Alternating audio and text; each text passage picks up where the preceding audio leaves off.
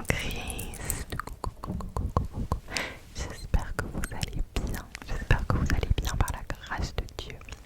Si ça ne va pas, sachez que Jésus vous aime, il vous aime et qu'il est toujours là avec vous. Alors avant que la vidéo ne commence, n'hésite pas à t'abonner, à mettre un petit like, un petit commentaire pour me dire ce que tu as pensé de la vidéo, si tu as des améliorations à me donner, des conseils, etc. Et voilà, donc la vidéo d'aujourd'hui, je vais vous présenter des livres. Avant ça, on va lire le verset du jour. Doucement. Alors, je vais regarder encore une fois sur mon iPad. Alors, le verset du jour, il est très court, mais très efficace. C'est Jude 1, verset 22. Ayez pitié de ceux qui n'ont pas une foi solide. Ayez pitié de ceux qui n'ont pas une foi solide. Souvent, on peut être très vite dans le jugement, très vite juger les autres alors que nous-mêmes. Voilà. Donc, soyons doux et patients envers les autres et aidons-nous à avancer dans la foi, tout simplement. Du coup, la vidéo du jour, je voulais vous présenter mes livres. Alors, je suis pas une grande lectrice, pour être honnête avec vous.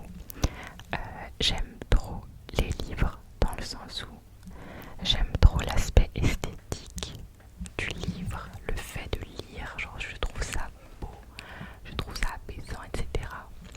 Mais comme je suis née dans une génération bousillée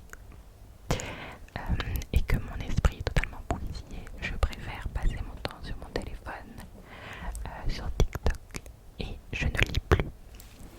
Donc souvent j'achète des livres parce que j'aime trop ça et il y a grave des livres qui m'intéresseraient. Donc je les achète mais je ne les lis pas. Voilà, pour être honnête avec vous. Mais comme d'habitude, là ça va être la rentrée de septembre et toujours des bonnes résolutions à prendre. Et une de mes résolutions va être de commencer la lecture et de ne pas m'arrêter si possible. Et pour ça, du coup, j'ai acheté des petits livres qui, je pense, vont être assez bénéfiques pour moi. Et je voulais vous les présenter. Alors, il y en a certains qui sont chrétiens et d'autres qui sont juste, pas forcément développement personnel, mais un peu dans ce sens-là. C'est pas de la fiction. Là, j'ai pris que des livres de non-fiction. Donc voilà. Je vais commencer du coup par le premier livre.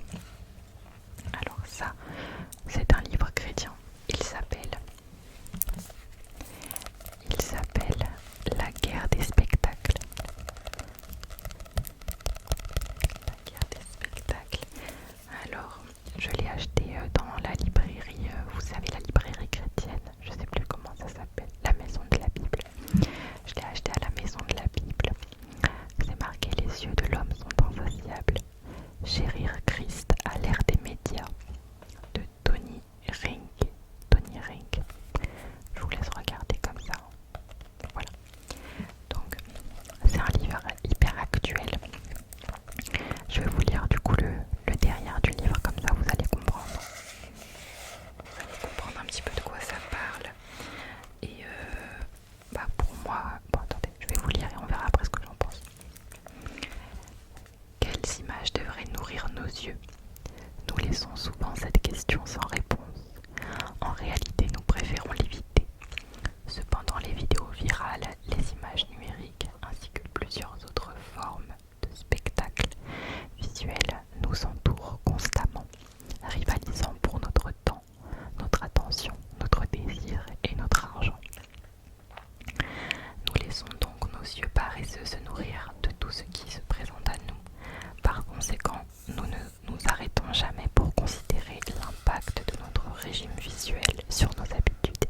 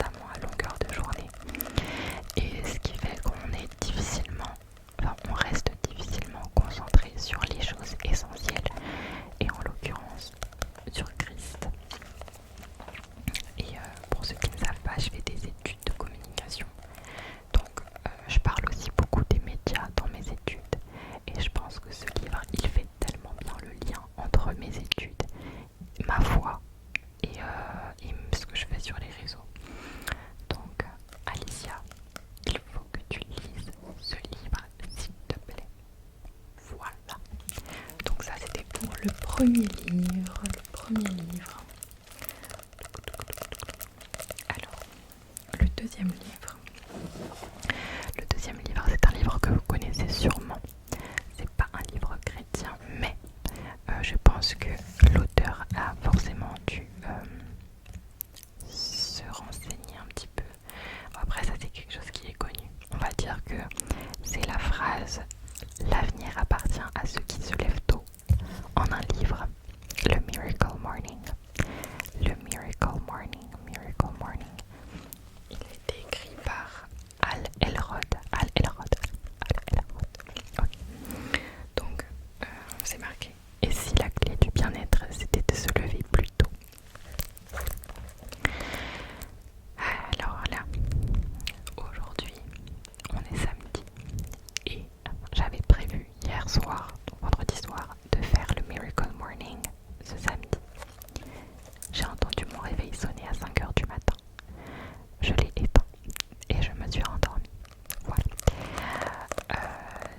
C'est quelque chose que j'ai réussi à faire pendant un certain temps, mais j'ai privilégié tellement mon sommeil et mon bien-être entre guillemets en termes de sommeil plutôt que la productivité.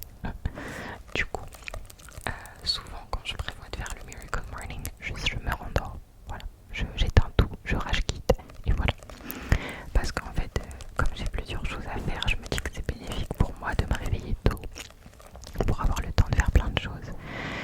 Mais au final, en vrai, je me rends compte que bon, en vrai, je peux faire ça le soir et voilà. Donc, j'étais censée me réveiller tôt pour faire des vidéos ASMR le matin, pour être dérangée par personne, ni par le monde extérieur, ni par les personnes qui vivent chez moi, aka ma famille. Mais bon, voilà, il est maintenant midi et je commence à tourner. Voilà. Donc, s'il y a des bruits de voiture, veuillez m'en excuser. Donc, je vais vous lire le résumé, synopsis, je sais pas. Synopsis, c'est bon, Netflix. Bref.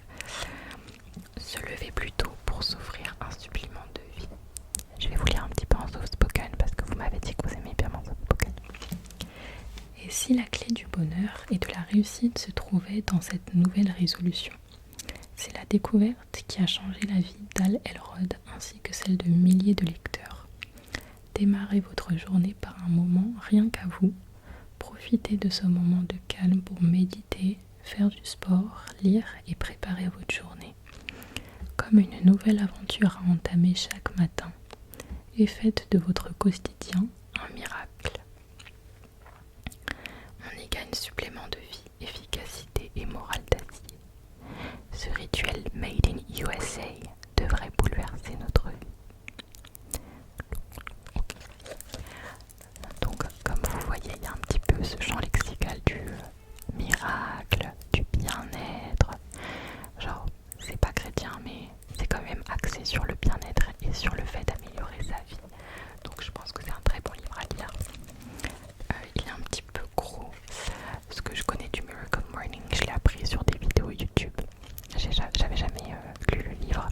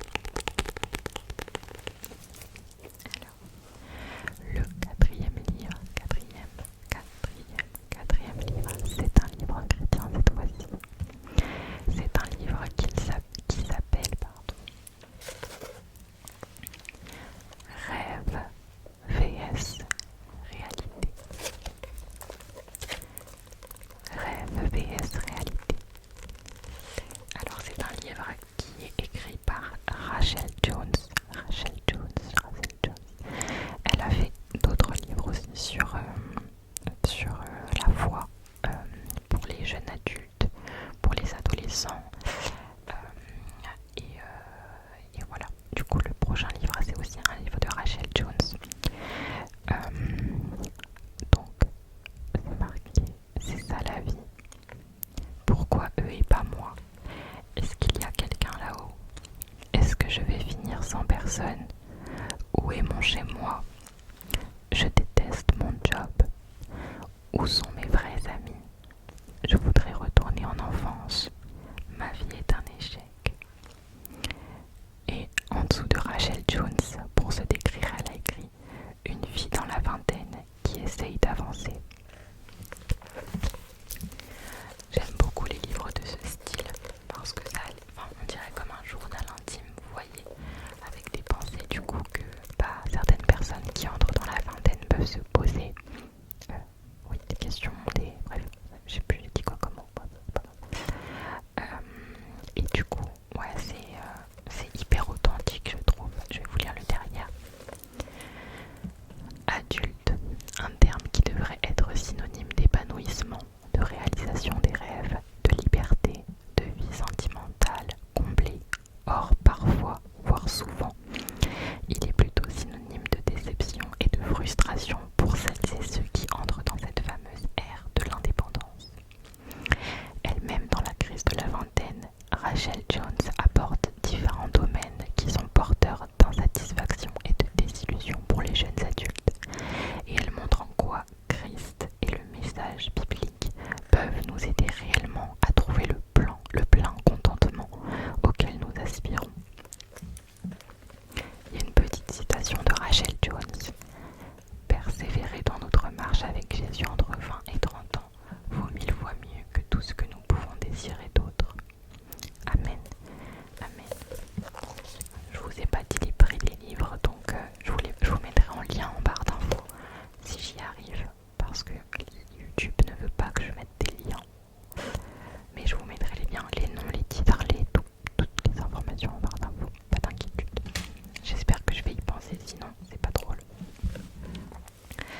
Donc ce livre, encore une fois, c'est un livre hyper actuel où nous, jeunes, on peut arriver à se reconnaître. C'est un livre qui n'est pas tout beau, tout rose. C'est vraiment des réalités qu'on peut vivre, même en Christ. Parce qu'on se dit que voilà, être en Christ, c'est la meilleure chose qui nous soit arrivée. Ça nous permet d'avoir vraiment un fil conducteur entre guillemets pour notre vie, etc. etc. Et c'est le cas, c'est vrai. Mais ça ne veut pas dire que une fois qu'on est en Christ, on n'a plus de problème, on n'a plus de questionnement. Tout va bien dans le meilleur des mondes. Ça serait vous mentir. Donc voilà, Alicia, s'il te plaît, essaye de lire ce livre avant que tu aies 30 ans, par pitié. C'était tout pour le 4e livre. Passons maintenant au 5e livre. Alors ce 5e livre, c'est un livre un petit peu spécial parce qu'il traite d'un sujet qui peut être tabou pour certains. Pour moi, il n'y a pas vraiment de tabou, je vous mens pas. Je suis pas quelqu'un qui est très conservatrice entre guillemets, je sais pas comment expliquer. Ça peut paraître un petit peu controversé de dire ça alors que je suis en Christ. Mais en fait, être en Christ ne veut pas dire qu'on doit éviter tous les sujets de la vie, parce que voilà. Donc, bref, sans plus tarder, le 5e livre et le dernier livre que je vais vous présenter, qui est encore une fois de Rachel Jones.